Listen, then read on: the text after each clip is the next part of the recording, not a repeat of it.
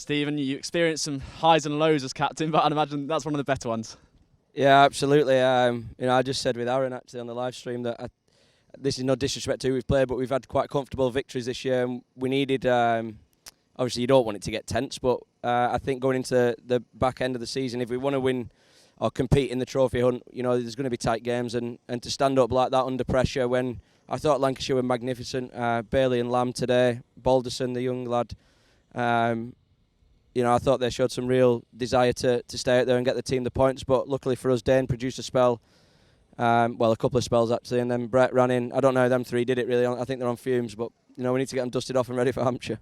How enjoyable is it to have those three at your disposal, at your beck and call, and Liam Patterson-White, who put in a serious effort today as well? I think Liam bowled 30 odd overs for 30 runs, and kind of, especially Balderson, he had him into the rough and kind of took the weight of game so that Lancashire couldn't win it, which helped us obviously. Then we could attack more, and then the spell when we got them 4 wickets after lunch obviously gave us a great chance going to last session. You'd expect yourself to get 2 wickets, but as I said, I don't know how many it was in the end, but I think it was over 30 overs that Lamb and Bailey batted for, so credit to them. But all we kept saying was that it only takes one ball to change it, and it did. And we felt that we were going to have a chance against Saki at the end, which luckily we did, and Ben hung on to it. Did the doubts ever start to creep in over getting the win? Not really.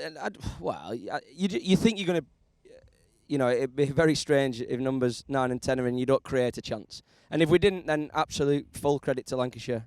But luckily Dane produced a ball at the second over his last spell that I think angled in, nipped away and bowled Tom. And then obviously Brett to finish off getting Saqib out was obviously a great feeling.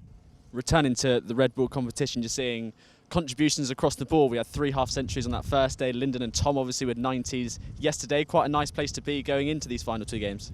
Yeah, obviously disappointed for the 2 lads not to get 100, but that they're the reason that we had 440 on the board. They put us in a great position, and I think looking at 100 and odd for 1 last night, I thought Wells and Balderson played well, but 440 on a day 4 pitch is a lot of runs. You're going to give yourselves a great chance, and we hung in and got our rewards at the end.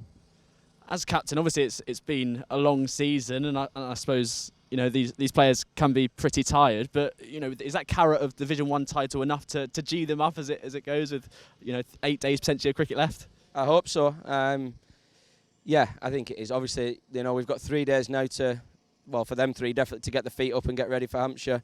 I've done everything I can to make sure that they're on the field. But we have to go down there with our eyes open because they can, it's their home conditions. They can produce a pitch, so we'll cover all bases. But with the way we're playing, we're giving ourselves a great chance. So, look, we'll firmly focus on Hampshire, nothing beyond that, and then we'll see where we are at the end of that game. Super. Thanks, Stephen. Cheers.